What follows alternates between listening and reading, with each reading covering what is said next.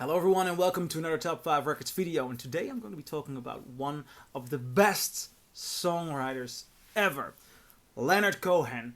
And Leonard Cohen is often described as one of the best songwriters, mostly one of the best lyricists, but I mean, apart from the brilliance of these lyrics, try and find the right melody to it and then try to convince me of it. And that is something Leonard Cohen did throughout his career on his own brilliant manner. A tough list to make, but I've come up with one.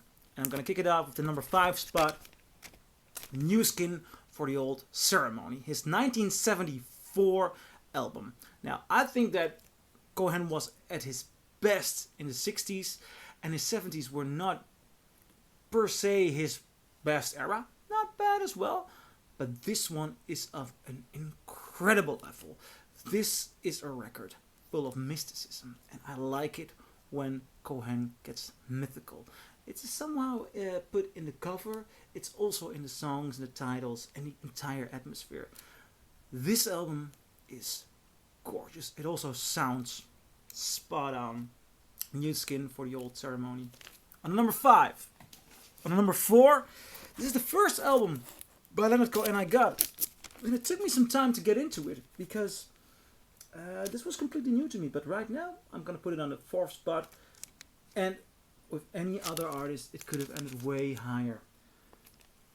Songs from a Room. Wow. This grew on me. This grew on me.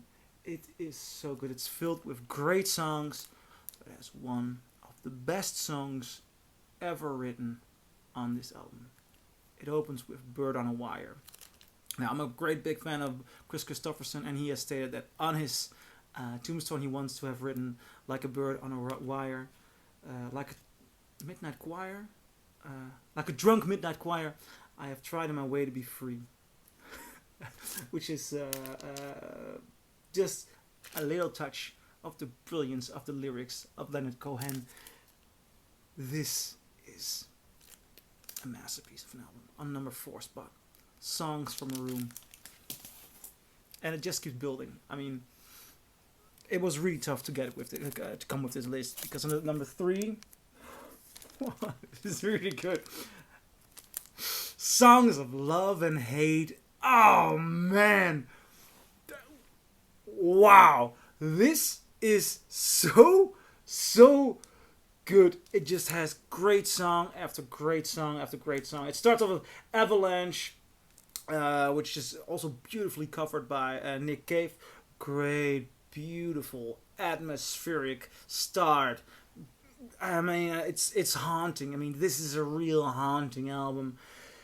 Dress Rehearsal Rag, which is a complete mindfuck for me what it is about. There are several ideas. You can have several theories about what it is, but it is a haunting, mesmerizing song. And then the number 4 song, which pretty often gets some criticism online. This is one of the fan favorites, Songs of Love and Hate, and then people start to nag about Diamonds in the Mine. Diamonds in the Mine, masterpiece, and he goes completely out of his ordinary way to sing it. I really love the cynical tone of it, the attack on it. It's an awesome song. The entire album is great. I mean, not a single bad song here. Songs of Love and Hate. Now, why didn't I put it on a number 2 or number 1 spot? Because Cohen has done so many awesome albums. Because right now, what have I got here? His first album, Songs of Leonard Cohen.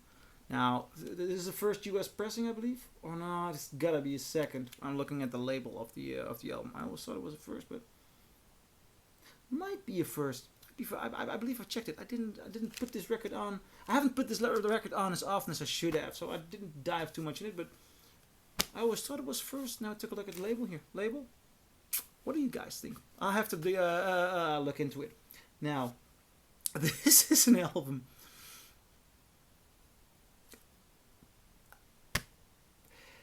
Suzanne takes you down to a place near the river. The way he sings it, the way it's written. It's as if you're sitting down and a storyteller is giving you essential life lessons. That's what's going on here. It's so good. And then you have more songs. So long, Marianne. It's time we begin. His voice is so much lower than mine. That's no way to say goodbye. I'm just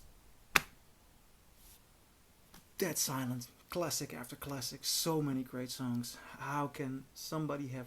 How is it possible that someone has written so many great songs in such a short time in his career? I mean, it is just...